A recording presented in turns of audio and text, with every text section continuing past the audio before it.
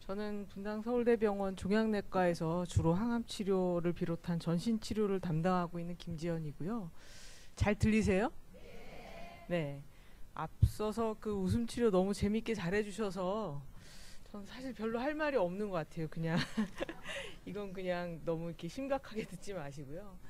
지금 이미 치료를 다 졸업하신 분도 계시고 한창 치료 받고 계신 분도 계시고 이 강좌를 매년 들으시는 분도 계시고 오늘 처음 오신 분도 계세요. 그래서 이거를 매년 똑같이 하면 또 민망하고 그렇다고 달리하기도 그렇고 해서 할 때마다 조금씩 고민이 되는데 이 강좌 한 번으로 여러분들의 그동안 모든 그런 개개인에 따라 다른 거를 다 커버할 수는 없고요. 그래서 본인과 좀 다른 얘기가 있을 수도 있고 하지만 좀 재미없으시더라도 다른 분들을 위해서 같이 잘 들어주시면 감사하겠습니다.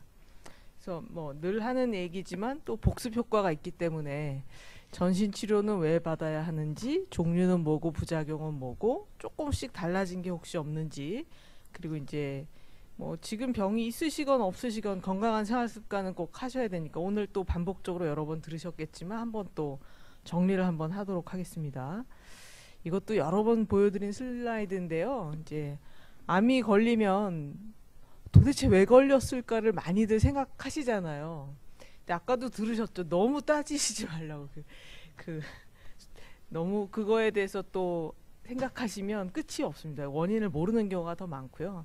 이제 제가 쉽게 말씀드리기를 이제 정말로 그 빽빽히 글씨가 들어찬 책이 있는데 그걸 똑같이 복사해야 된단 말이죠. 그러니까 우리 몸의 세포들이 복제할 때 그렇거든요. 유전자를 똑같이 복제를 해야 되는데 그거 하다 알파벳 하나 정도를 틀린 거죠. 암세포는. 근데 하필 그 틀린 알파벳이 문장의 뜻을 아주 통두리째 바꾸는 아주 중요한 위치에 있었으면 그게 이제 암이 생기는 거죠. 예. 좀 잘못 썼더라도 크게 뭐 그리고가 그리구가 된 거면은 상관없는데 그게 아니라 아주 이제 중요한 위치에 잘못되면 이제 그게 암세포가 되는 건데 그게 우리 모든 세상에서의 일들과 똑같이 몸에서는 그걸 복구할 수 있는 몇 번의 찬스가 있는데요. 사고가 생길 때는 항상 여러 잘못된 일들이 동시다발적으로 생겨서 일어나잖아요. 그죠? 마찬가지로 이제 한 번이 아니라 한 몇 가지의 그런 돌연변이들이 쌓여가지고 일단은 암세포가 생기고 그게 이제 몸에서 제거가 안 되고 그게 커지면 이제 암세포가 자라서 덩어리를 이루게 되죠. 그래서 그 원인이 무엇이었던 간에 이제 여러분들은 이제 스트레스에서도 찾으시고 그동안 운동 안 하고 막 사는 거, 술 많이 먹은 거 여러 원인을 찾으시는데 아무튼 그게 원인이 뭐가 됐건 간에 일단 암세포가 생긴 후에 자라서 덩어리를 이루면 그건 그냥 가만히 두고 공기 좋은 데 가서 없어지는 게 아니고 치료를 받아야 없어지겠죠. 네, 그래서 이제 치료는 주된 치료로 항암 치료, 수술, 방사선 치료 등등이 있는데 분명히 외과에서 수술 이제 잘 하시고 수술 잘 됐습니다라고 이제 말씀을 해주시잖아요. 그러고 이제 항암 치료 받아야 된다고 그런데 보내시면 수술이 잘 됐는데 왜 항암 치료를 해야 되는지 이해를 이제 대부분 못 하시죠. 예, 뭐 저라도 그럴 것 같긴 합니다. 눈에 보이는 거 분명히 드러냈는데, 근데 문제는 이제 암세포가 저렇게 이제 자라서 어떤 일정 숫자 이상이 되면 이제 거기에 갇혀 있지 않고 먼 세상을 나가 보고 싶어요. 그러니까 암세포가 점점 세월이 흐를수록 느끼는 건 사람과 거의 하는 짓이 똑같다고 느껴지는데 여기 너무 이제 좁잖아요. 가득 차셨잖아요. 그럼 이제 사람이 가득 차면 옆방으로 가죠. 환자분들 가득하시니까. 그러니까 암세포도 이제 마찬가지로 그 장기가 너무 좁으면 이제 멀리 떠나서 전이를 일으키기 시작합니다. 그래서 이제 피를 타고 퍼져서 좀 더 살기 좋은 곳을 이제 찾아 떠나죠. 그래서 이민 가듯이 간으로도 가고 폐로도 갈 수 있고 뼈로도 갈 수 있고 그렇습니다. 그래서 이제 우리가 유방에서 출발해서 간으로 가고 폐로 가고 뼈로 가면 그건 간암, 폐암, 뼈암이 새로 생긴 게 아니고 같은 유방암이라고 이제 말하는 이유가 그거고요. 또 하나는 이게 커지고 커져서 좁아져서 살 데가 없어서 떠나는 애들도 있지만 특출나게 좀 처음부터 먼 세상을 가고 싶어하는 애들이 있어요. 그래서 분명히 옆집 분은 8cm, 10cm 되는데 전이가 안 되셨는데 1cm밖에 안 된 내가 전이가 되고 이런 일들이 불행히도 있는 거는 그런 좀 독특한 세포들이 있기 때문이죠. 크기가 작아도 먼 세상을 보고 싶어 해서 피를 타고 돌아다니는 세포들이 있고요. 이론적으로는 뭐 2mm만 돼도 이런 것들이 이제 돌아다니게 됩니다. 그래서 그거를 이제 죽이기 위해서 이제 여러 가지 방법을 동원하게 되고요. 그래서 수술만 하는 게 아니라 이런 전신요법이 필요하게 되겠죠. 그래서 전신요법은 이게 말 그대로 전신에 가 있을 수 있는 이제 암 치료를 하는 건데 그 방법에 따라서 여러 가지로 분류를 합니다. 그래서 우리가 흔히 아는 머리 빠지는 항암제를 사용하는 게 항암 화학요법이고요. 그리고 이제 내분비요법, 표정요법, 지금 아직까지 완전 활성화는 안 돼 있지만 면역항암요법이 이제 최근에 나온 요법들입니다. 그래서 이렇게 사용하게 되고요. 그럼 왜 누구는 항암 치료를 받고 누구는 굳이 항암 치료 안 하고 약만 주시고 하는지, 그건 특별히 그 환자분을 좋아해서 또는 싫어해서가 아니고 전혀 그거와는 관계없이 암세포의 특성에 따라 좌우가 됩니다. 어떤 암세포가 특별한 먹이만 계속 먹고 자라면, 그죠? 우리 상식으로도 그 먹이를 안 주면 되죠. 네. 그게 어떻게 보면 이제 호르몬 요법 같은 거죠. 여성 호르몬을 잘 먹고 크는 암세포가 있으면 먹이를 차단해 버리면 굶어 죽을 테니까. 그렇게 해서 이제 원리가 되는 게 내분비 요법이고요. 상식적으로도 먹이를 차단해서 굶겨 죽이려면 시간이 좀 걸리겠죠. 그래서 타모xi펜을 1년만 먹고 끝내시면 안 되고 5년, 10년은 드셔야 되는 거죠. 이거 좀 너무 여러분의 수준을 무시한 쉬운 얘기라고 생각하실 수도 있는데, 네, 눈높이에 맞춘, 네, 아무튼 제가 좀 헛소리를 하더라도 용서해 주시고, 저보다 거의 이제 지금쯤 되면 저보다 많이 아시는 분도 설마 없겠지만 아무튼 거의 그러시거든요. 네, 근데 아무튼 네, 제가 이렇게 엄한 소리를 해도 쉽게 이해해 주시고요. 그렇기 때문에 내분비요법은 치료 효과를 보일 때도 빨리 팍팍 주는 게 아니라 느리게 보이고 효과도 느리게 나오고 약도 오래 드셔야 됩니다. 그죠? 자, 표적요법은 우리가 알고 있는 표적이 있고 표적이 뭔지 잘 모르는 암들이 사실 또 많죠. 근데 이제 잘 알려진 표적, 어떻게 보면 호르몬 수용체 호르몬도 알려진 표적이고요. 이것도 표적 치료의 일종이고, 헐투는 잘 알고 있죠. 그래서 헐투에 아주 목매다른 세포들인 거예요. 헐투 시그널이 활성화되면 잘 자라니까 그걸 차단해 주는 게 이제 헐투 표적요법이고요. 그거 외에도 저희가 이제 잘 알려지지 않은 드문 여러 표적들이 있어요. 그래서 그거를 이제 죽이는 새로운 표적 치료들이 이제 많이 나오고 있는데, 주로 그런 치료들은 주로 전이되신 분들이나 병이 좀 깊으신 분들한테 먼저 사용이 되고요. 그것들을 수술 후에 재발 방지를 위해 쓸 때까지는 한참 시간이 걸립니다. 그래서 현재로서는 전이를 막기 위해서 유방암 수술 후에 쓰는 표적요법은 이제 헐셉틴이 있고요. 그건 이제 뭐가 암을 이제 자라게 하는지를 정확히 우리가 알고 있을 때 가능합니다. 그러면 이제 그 먹이만 딱 차단하면 되니까. 근데 뭘 먹고 크는지 모르는 애들이 있어요. 뭘 먹고 크는지 모르는데 잘 커요. 그럴 땐 할 수 없이 어떻게 중인지 모를 때 그냥 폭탄을 터트리는 수밖에 없습니다. 우리가 이제 표적요법이니 호르몬요법이니 하는 거는 비교적 정상세포는 잘 놔두고 암세포를 죽일 수 있죠. 그래서 화살을 쏘는 것처럼 이제 치료를 하는데, 적이 많을 때 언제 화살을 쏘고 있겠어요. 그죠? 얘네들이 나를 이렇게 해치려고 덤벼들고 있는데, 그럴 때는 화살을 일일이 쏠 수 없고 폭탄을 던져야 됩니다. 내 아군이 좀 죽더라도. 어떻게 보면 그게 항암 치료죠. 그래서 뭘 먹고 자랄지 모르는 애들한테 일단 폭탄을 투척하는 게 항암 화학요법이다. 그래서 제가 항암 치료를 많이 하기 때문에 내재적으로는 나는 굉장히 나쁜 사람이야 라는 생각이 항상 있어요. 나는 왜 이렇게 나쁜 치료를 해야만 하는 걸까.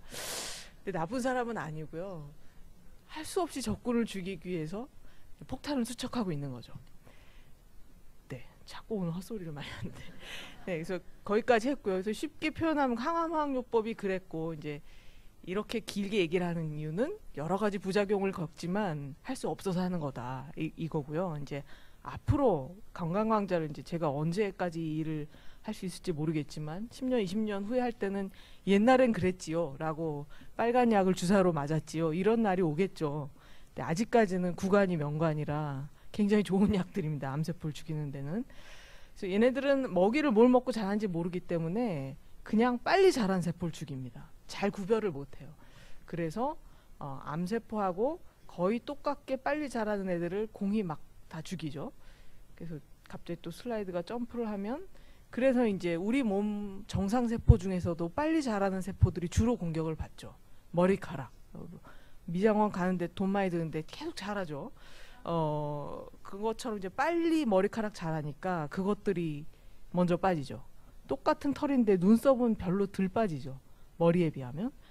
성장 속도가 느려서 그렇습니다. 그래서 그런 식으로 머리카락 세포가 빨리 자라니까 탈모가 생기고, 입안 좀 헐면 D면 금방 다음 날이면 또 재생이 되잖아요. 그러니까 입안 세포, 소화기 장기를 덮고 있는 세포들 빨리 자라기 때문에 공격을 받죠. 그래서 입안이 헐고 항문도 헐고 설사도 하고, 그리고 백혈구, 적혈구들이 빨리 자라는 세포들이기 때문에 백혈구가 떨어지면 열도 나올 수 있고 빈혈이 나올 수 있고 그런 것들이 있고요. 이제 피부에도 뭐가 생기고 이제 발진도 생기고 몸도 붓고 가지가지 부작용들이 많이 생깁니다. 이제 그럼에도 불구하고 이제 치료를 하는 이유는 치료를 하시는 분들과 비교해서 안 하시는 분들에 비교해서 치료하는 분들이 더 재발이 적기 때문입니다. 이거는 이제 저희의 여러 항암제 중에 약간 조상 같은 항암제가 있는데 지금도 많이 쓰이고 있는 구간이 명관 같은 그런 항암제가 있습니다. CMF 요법이 있는데 그게 처음 세상에 빛을 본 게 1976년입니다. 굉장히 오래된 것 같지만 40년쯤 된 거죠. 근데 불과 40년 전에 이 첫 결과가 나왔을 때 수술만 하신 분들을 내버려 둔 거하고 수술하시고 이런 항암 치료를 했더니 재발이 훨씬 적더라라는 것을 1976년에 이미 알게 된 거죠. 근데 이건 이제 페이퍼가 하도 오래돼서 잘 다운받아도 해상도가 안 좋긴 한데, 그 우리가 보는 생존 곡선이라는 게 있습니다. 근데 그때만 해도 76년도만 해도 이 연구에 참여한 분들 이 이후에 이제 쭉 추적을 해서 보면 절반 가까운 분들이 재발했습니다. 그때만 해도. 지금 뭐 이 병원에서 치료받는데 절반이 재발한다. 그러면 그 병원 막 문 닫고 난리 나겠죠. 근데 그때만 해도 그랬습니다. 근데 이제 항암 치료를 하면서 점점 새로운 약이 나오면서 이게 점점 좀 올라가게 된 거죠. 그래서 그 CMF는 아직도 굉장히 좋은 약이고요. 이 치료를 6개월 하시는 분도 많고, 그 다음 나온 게 이제 우리들이 두려워하는 그 빨간 약이고요. AC, 아드리아마이신.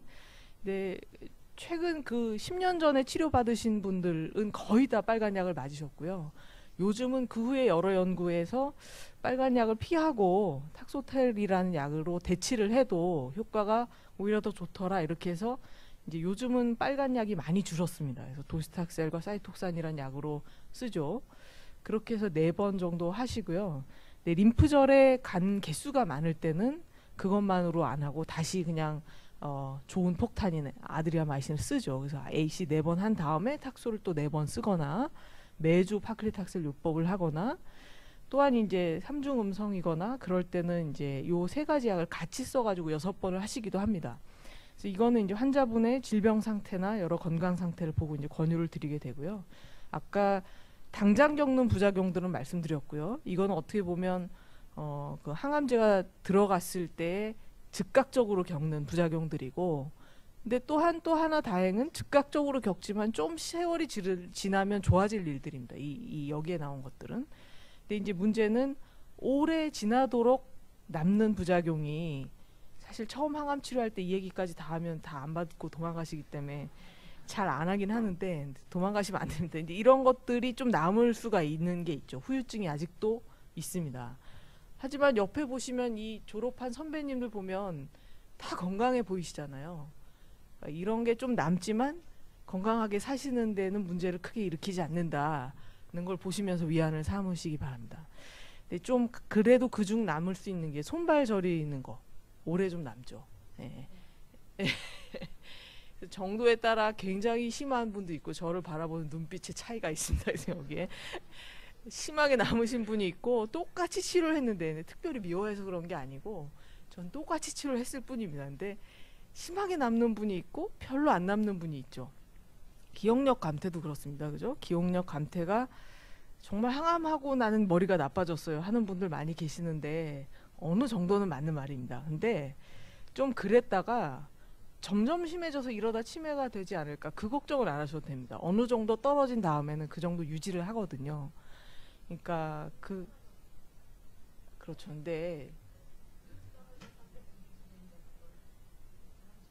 바람직하진 않습니다. 그건 사실이고요. 근데 저도 10년 전에 비하면 지금 기억력이 정말 많이 떨어졌습니다. 그래서 이거 웃자고 한 얘기는 아니고 그거보다 항암을 하면 조금 더 떨어지긴 합니다. 그건 맞고요. 근데 이제 정상적으로도 나이가 들수록 떨어지는 거는 어쩔 수 없지만 우리가 좀 받아들이고 사는 면이 있잖아요. 근데 그게 정말 병적으로 심할 때는 검사도 해보고 치료도 받고 해야겠죠. 근데 그게 이제 많은 분들이 걱정하시는 게 이게 떨어져서 점점 더 해서 치매가 오면 어떡하나 하잖아요. 그러니까 점점 더는 아니고 좀 떨어진 상태로 그냥 간다는 거죠. 그러니까 물론 아주 떨어졌을 때보다는 좀 올라가고요. 그러니까 최소한 점점 심해지지는 않기 때문에 그걸 너무 걱정하시지는 말라는 거고요. 그래서 이제 약간 어떻게 보면 남들에 비해서는 소소할 수도 있고 환자분 따라 심할 수도 있지만 약간의 장애를 가지고 이제 그거에 적응해서 살아가는 법을 배우는 거죠. 그래서 이제 조금 컨디션이 좋을 때, 그러니까 기억력도 마찬가지고 기운도 마찬가지입니다. 기운이 좀 떨어지죠. 아무래도 가장 컨디션이 좋을 때 좀 중요한 일을 하고 일의 순서를 정하는 거죠. 그리고 이제 수첩 등으로 도움을 받는다든지 이런 훈련을 하고 더 나쁘게 할 여러 요소들을 이제 차단을 해야 됩니다. 술 마시지 않기, 네, 술 마시지 않죠. 네, 그리고 이제 요가, 명상 등은 좀 도움이 된다고 하고요. 뇌를 트레이닝하는 여러 가지 방법들 나와 있고요. 그리고 폐경이 또 많이 오시죠. 항암 치료를 해도 오고 안 해도 오고 호르몬 억제만 해도 증상들이 나오고 하는데 이제 제일 많이 괴로워하시는 얼굴 확 달아오르고 부채질하고 땀나고 춥고 이거는 이제 초반 뭐 6개월, 1년이 심하다곤 하지만 환자분 따라는 몇 년 동안 계속 그러실 수 있죠. 그럴 때 이제 너무 심할 때는 그런 걸 좀 줄여주는 약제들이 있습니다. 저희가 아무래도 여성 호르몬을 드리기는 좀 어렵고요. 그거를 이제 줄여주는 원래는 우울증 쪽에 사용하는 약들을 조금씩 쓸 수 있고요. 그리고 이제 골밀도가 감소하는 거는 칼슘이나 비타민 D 같은 것들을 보충해주고 뭐 햇볕 쬐고 운동하는 거 그것도 또 말씀드리고 필요할 때는 골다공증 약을 드리게 됩니다.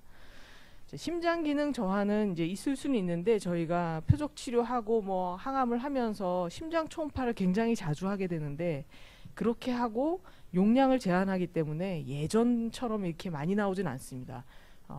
아무리 많아야 5%가 안 된다고 보긴 하는데요. 이렇게 정말 눈에 띄게 떨어지진 않지만 약간의 기능 저하는 올 수가 있고요. 그래서 그걸 이제 예방하기 위해서 혈압이나 고지혈증이나 당뇨 같은 이런 만성 질환들을 같이 관리를 하시는 걸 권유를 드리고 만약에 모든 치료가 다 끝나고 다 좋아졌는데 설명 안 되게 이제 호흡곤란, 피로감이 심하실 때는 심장 기능이나 그 외에 밑에 있는 여러 가지 검사들을 좀 해볼 수 있습니다. 그래서 또 빈혈이 있어도 피로감을 더하게 할 수 있고 여자분들한테 흔한 병인 갑상선 기능 저하증이나 부신 기능 저하 이런 것들도 피로감을 일으킬 수 있기 때문에 정말 병적으로 필요한 것 같으면 이제 외래에서 말씀을 해주시면 이런저런 검사를 해보죠. 근데 어떻게 보면 다행인 건 대개는 검사하면 또 이상이 없으십니다. 그죠?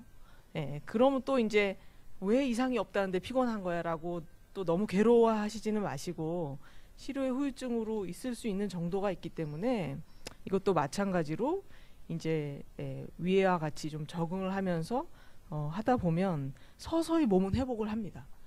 그래서 절대로 안 나을 것 같은데 또 돌이켜보면 1년 전, 2년 전, 3년 전보다는 컨디션이 나날이 나아지는 거를 좀 느끼실 수 있을 겁니다. 그렇게 해서 항암 치료를 말씀드렸고요. 이제 아까 이제 먹이를 굶겨주기는 호르몬 요법을 말씀드렸는데 이제 호르몬 요법도 여러 종류가 있습니다. 일단 호르몬 수용체가 없는 분들한테는 해당이 없기 때문에 약을 드시는 분들을 너무 부러워하실 필요가 없고요. 네, 이제 호르몬 수용체 있는 분들에 한해서 이제 여러 가지 치료법이 있는데 폐경이 되신 분과 안 되신 분의 치료법이 다릅니다. 폐경이 안 된 분들은 난소에서 여성 호르몬을 많이 활발하게 만들고 있기 때문에 이 난소에서 여성 호르몬을 못 나오게 하거나 근데 그렇게 하는 것은 난소를 정말 물리적으로 절제할 수도 있고요. 과거에 하던 방법인데 난소에 방사선을 하기도 했습니다. 요즘은 잘 안 하고요. 또 하나는 이제 뇌에서 난소로 하여금 에스트로겐 여성 호르몬을 만들어라 라고 명령하는 호르몬이 있는데, 그 명령하는 호르몬을 못하게 하는, 명령을 못하게 하는 주사입니다. 그래서 저희가 이제 일거리가 조금씩 있을 때는 하세요 그러면 즉각 하시는데, 일거리를 막 2달치 한꺼번에 갖다 주고 하루에 다 해 그러면은 나가 떨어지잖아요. 안 하고. 그러니까 몸도 마찬가지입니다. 그래서 여성 호르몬을 분비하게끔 하는 호르몬을 촉진하는 호르몬이 조금씩 늘 나오고 있는데, 그걸 한꺼번에 팡 주사를 하는 겁니다. 1달치를. 그러면 이제 나가 떨어져서 안 만들게 되죠. 그래서 그런 원리로 쓰는 주사가 이제 돌라덱스 루프린에서 배꼽 옆에 맞는, 이제 젊은 여자분들 좀 맞으시는 분들 계시죠. 이 주사고요. 그래서 한 달에 한 번씩 맞습니다. 그렇게 해서 난소에서 호르몬을 못 생성하게 하는 게 있고요. 또 하나 원리는 생성된 호르몬을 생성하게는 그냥 냅두지만 작용을 못하게 하는 약이 있습니다. 그게 제일 대표적인 게 타목시펜이고요. 타목시펜을 드시는데도 나는 왜 생리를 하나요? 이렇게 많이 물어보시는데, 그건 이상한 게 아닙니다. 타목시펜은 호르몬을 못 나오게 하는 게 아니라 나오지만 작용을 못하게 하는 거기 때문에, 물론 타목시펜을 드시는 중에도 생리가 안 나오는 분도 소수 있지만, 타목시펜은 그 자체로 폐경을 일으킨다기보다는 그 전에 한 항암 때문에 생리는 안 나오시는 거고, 타목시펜을 드시는 중에도 회복을 할 수는 있습니다. 그래서 타목시펜은 생리를 하건 안 하건 쓸 수 있기 때문에 폐경이 되신 분도 쓰고 안 된 분도 씁니다. 그래서 다 쓰실 수가 있고요. 그럼 이제 완전히 폐경이 되신 분들은 어떻게 하느냐? 그럼 이제 많이들 물어보시는 게, 이 할머니가 무슨 여성 호르몬이 있다고 약을 주시냐고 많이들 얘기하시잖아요. 근데 더 이상 난소에서는 호르몬을 안 만들어내는데 몸의 다른 부위에서 만들어냅니다. 대표적인 장기가 우리 콩팥 위에 조그맣게 얹혀져 있는 부신이라는 장기가 있고요. 또 몸의 많은 지방 조직들에서 안드레스텐다이온이라는 에스트로겐 전구체로부터 에스트로겐을 생성해냅니다. 그래서 요 효소를 억제하는 약들을 폐경이 완전 된 분들한테는 쓰는데, 그게 이제 페마라, 아리미덱스, 아로마신 이런 계통의 약들이고요. 그래서 폐경이 안 된 분들한테는 이 약을 드릴 수가 없고, 폐경이 된 분들한테만 사용을 하게 되고요. 그리고 저희가 맨날 살찌지 마세요라고 자기도 못 빼면서 이렇게 잔소리를 하는 이유가 지방 조직에서 여성 호르몬을 만들어내기 때문입니다. 아까 이 효소가 지방 조직에 많다고 했잖아요. 그래서 지방 조직이 많을수록 여성 호르몬을 많이 만들 수 있기 때문에 체중이 늘지 마세요, 살을 빼세요 라고 말씀을 드리는 거죠. 그래서 이런저런 약들이 있고, 근데 그런 것들을 쓰게 되면 아까 항암 치료했을 때 그래프와 마찬가지로 안 쓰신 분들보다 호르몬 억제를 하게 되면 재발도 줄이고 사망도 줄이고, 여기엔 보여드리지 않았지만 반대편 유방에 새로운 암이 생길 확률도 줄여주는 효과가 있습니다. 그래서 이거는 이제 여러 병기의 환자분들을 다 모아서 몇만 명을 대상으로 이제 분석을 했을 때 한 12%, 9% 정도 재발률과 생존율을 이제 더 좋게 한다고 돼 있는 거고요. 상대 위험도로 따지면 한 40% 감소시킨다고 합니다. 그렇기 때문에 제가 여기는 부작용을 아주 뭐 자세히 소소히 쓰진 않았는데, 대표적인 건 타목시펜 썼을 때 이제 공히 호르몬을 억제하니까 갱년기 증상이 나오고, 폐경 때 겪으셨던 여러 이제 확 달아오르고 이런 증상들을 고생을 하시고요. 타목시펜은 이제 유방 쪽에서는 그 반대 작용을 하지만 여성 호르몬, 자궁 쪽에는 여성 호르몬 비슷한 작용을 합니다. 그래서 분비물도 좀 많아지고 자궁 내막이 두꺼워질 수가 있죠. 하지만 두꺼워지긴 하지만 여기서 암이 생길 확률은 제가 외래에서 늘 말씀드리지만 1000명에 한두 명이기 때문에, 아까 득을 보는 사람은 열에 내시면 이건 1000에 한둘이니까 이걸 두려워하실 필요는 없습니다. 이게 두려워서 약을 안 드시는 분들은 재발이 더 두려운 거죠, 확률상으로는. 그러니까 그렇게 하고, 그래서 자궁 내막 검사를 뭐 1년에 한 번 정도 부인과에 가서 하시도록 하고요. 호르몬 수용체 없는 분들한테는 굳이 권하진 않습니다. 왜냐하면 두꺼워질 일이 없으니까. 하지만 이제 자궁 경부암이나 이런 다른 암들 때문에 뭐 1년에 한 번씩 검사하는 건 괜찮겠습니다. 페마라, 아로마신, 아리미덱스 이 계통의 약들은 자궁 쪽 부작용은 없지만 대신에 그 여성 호르몬을 더 억제하기 때문에 여러 가지 이제 주로 쑤시고 아픈 증상이 나옵니다. 아침에 일어나서 딱 일어나려고 그러면 허리가 잘 안 펴지고, 걸으려고 하는데 다리가 잘 안 펴지고, 그렇죠. 그러다가 좀 걸으면 또 괜찮아지시고, 손을 쓰면 좀 나아지죠. 골밀도가 좀 감소할 수 있고요. 그래서 이런 것들은 역시 뭐 칼슘, 비타민 D도 권유하고 골다공 약을 쓰기도 하죠. 근데 이게 왜 이렇게 나왔지? 근데 그 다음이 이제 표적요법이고요. 표적치료제가 지금 이제 수술 후 재발 방지를 위해 쓸 때는 헐투에 대한 거 헐셉틴만 쓰지만 그 외에 여러 가지 약제가 개발된 것들이 있습니다. 이제 근데 이 오른쪽에 있는 약들은 주로 이제 전이가 되신 분들이나 그쪽으로 쓰게 되고요. 그래서 헐투에 대한 표적요법이 헐셉틴인 거고 그 외에 이제 혈관 생성에 대한 표적 치료제는 아바스틴이고 뭐 엠토라는 다른 게 있는데 그거에 대한 건 아피니토고 요즘 또 각광받는 CDK를 억제하는 이런 새로운 신약들도 있습니다. 그리고 또 이제 폐암 쪽에서 또 흑색종 이런 데서 쓰기 시작한 이런 면역 항암 요법들이 있는데 아직은 재발하지 말라고 쓰는 용도로는 허가가 안 돼 있고요. 유방암에서는 아직 허가가 없습니다. 좀 더 연구 결과가 조금 더 나와야 되고 또 BRCA 유전자 이상이 있는 분들한테 쓰는 림팔자라는 약도 있는데 아직은 수술 후 재발 방지를 위해서 쓰이고 있지는 않고요. 하지만 이런 약들을 가지고 임상시험은 지금 다 진행 중입니다. 그래서 앞으로 또 한 10년 후에 할 때는 이 오른쪽에 있는 것들이 다 왼쪽으로 옮겨올 수도 있겠습니다.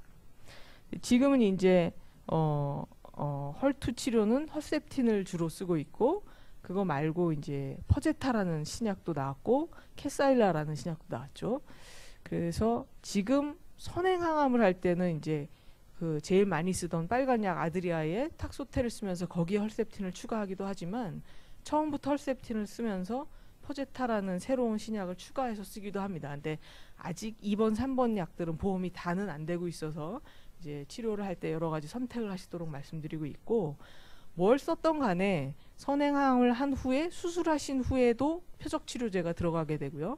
수술을 먼저 한 분들은 항암이 끝난 다음에 표적을 쓰기도 하고 항암이랑 동시에 표적을 쓰기도 해서 최종 허셉틴은 주로 1년은 꼭 쓰게 됩니다. 그래서 이때 겪는 부작용들은 앞서 말씀드렸던 항암의 부작용이 대부분이고 표적만 맞아보시면 아시지만 표적만 맞을 때의 부작용은 굉장히 경미하고요. 하지만 또 나열을 다 하자면 열감도 날 수 있고 근육통도 있을 수 있고 머리 아프시다는 분도 있고 여기도 심장 기능이 떨어지는 분들도 있습니다. 그래서 3개월마다 심장 검사를 하시게 되고요. 그렇게 했을 때는 심장 독성은 역시 100명에 5명 미만에서 생깁니다. 손발톱이 잘 안 자란다는 분 계시고 몸이 가렵다는 분 계시죠. 그래서 이 정도로 이제 헐투 보조요법을 하게 되고 아까도 말씀드렸지만 이런 치료들은 주로 암세포의 성질에 따라 다르고 병기에 따라 다릅니다. 그래서 암세포의 성질에 따라 병기가 더 높은데도 항암을 안 하시는 분이 있고 병기가 초기이지만 항암을 꼭 하는 분들이 있게 되는데 그건 이제 암세포가 뭘 먹고 자라느냐에 따라 다르게 되고요.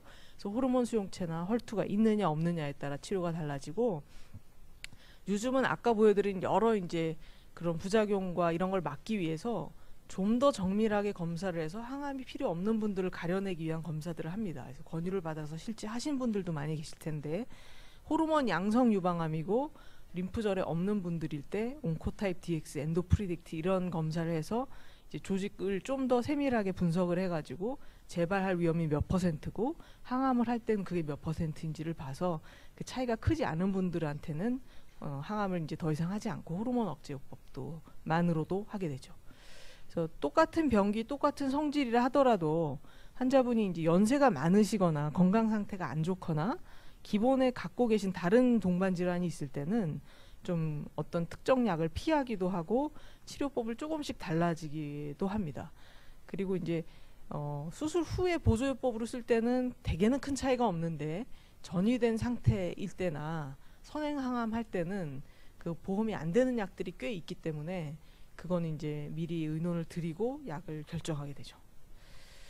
그렇게 해서 이제 치료를 전체적으로 받게 되실 거고 이미 이제 끝나신 분도 있고 아직도 계속 받고 계신 분도 있고 뭐 불행히도 재발이 돼서 계속 받고 계신 분도 있죠. 근데 이거는 어떤 상태이건 간에 몸을 위해서 이제 내가 기본적으로 해주면 좋은 일들인데 같이 갖고 있는 그 동반 질환, 당뇨병, 고혈압, 고지혈증, 골다공증 이런 것들을 이제 꾸준히 관리해 주시는 게 필요하고요. 운동은 이제 맨날 말씀드려서 이제 귀에 못이 박히셨겠지만 그리고 앞에 아마 양은주 선생님이 많이 말씀해 주셨을 것 같습니다. 최소한 주 5회 하라고 항상 말씀드리고요.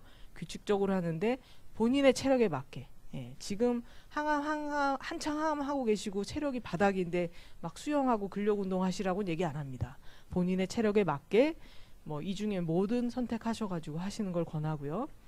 그리고 이제 식습관은 채소하고 또는 과일을 매일 2.5컵. 우리가 5접시라고 하는데 그 5 앞접시고 컵으로 따지면 이 정도라고 얘기하더라고요. 이렇게 하고 맨날 진료 시간에 태반을 물어보시는 뭐는 먹어도 되는지는 꼭 먹어서 안 된다라기보다 저희는 이제 항암제를 할 때는 단 1%, 2%를 늘릴 수 있는지 때문에 임상시험을 늘 하고 그 결과를 가지고 약이 허가되고 이런 아주 지겹고 어려운 과정을 거치는데 사실 음식에 대해서는 그런 걸 할 수가 없고 데이터도 사실 없습니다. 그래서 정말로 아로니아를 많이 드시는데 그걸 드시면 암이 좋아지는지에 대한 거는 임상시험이 없는 겁니다. 그래서 드세요라고 할 근거가 없습니다.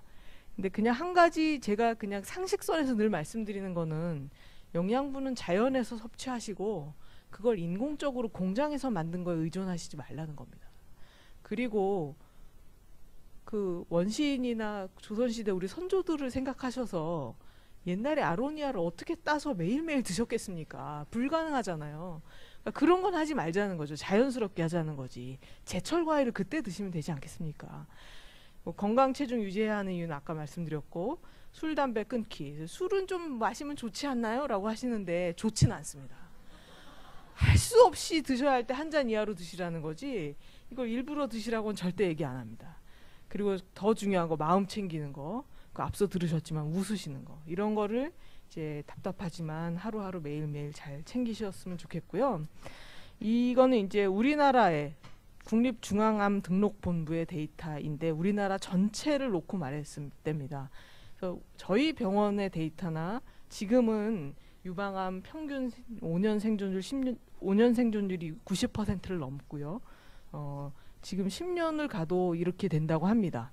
그런데 이제 돌이켜 보면 얼마 안 된 것 같지만 아까 76년도에는 반수라고 그랬잖아요. 근데 90년대만 해도 3분의 1 가까이 4분의 1 이상이 재발해서 돌아가셨단 말이죠. 10년 내에. 네. 근데 이게 불과 그래도 빠른 시일 내에 이렇게까지 올라갔는데 그건 어떻게 보면 조기 진단 덕분도 있지만 여러 어려운 치료들을 다 받으셨기 때문이죠. 네. 치료 안 하고 공짜로 좋아지진 않습니다. 그래서 이제 여러 가지 어려움을 겪고 계시고 후유증에 저를 원망 많이 하셔도 좋은데 하지만 그 덕분으로 좋아진 거기 때문에 너무 그걸 괴롭게 또 원인을 찾지 마시고 자기 자신을 아끼면서 해주시라는 거고 아까 웃음치료 선생님도 말씀하셨는데 제 외래를 요새 오신 분들은 제가 가끔씩 이렇게 부채를 꽂아 놓은 걸 보셨을 텐데요. 거기에 이렇게 써 있거든요. 괜찮아 수고했어. 제가 사인펜으로 옆에 요자를 써놨습니다. 그래서 그 오늘 강의의 마지막 슬라이드인데 좀 여러 가지 부작용을 겪어서 후유증도 있으시고 그리고 앞으로 그 날이 이제 주구장창 남으신 이제 막 치료를 시작하시는 분들도 있거든요. 근데 이거 어떻게 견뎌? 나는 좀 그렇게 기억력이 나빠져서 어떻게? 괜찮아요. 그리고 수고하셨습니다. 그래서 이 한 번쯤 좀 불안하고 괴로운 생각이 들 때마다 괜찮아 수고했어라고 본인을 좀 잘 달래주시고 그래서 이제 행복하게 잘 사셨으면 제 오늘의 강의가 더할 나위 없이 더 이상 바라는 게 없겠습니다. 네, 감사합니다.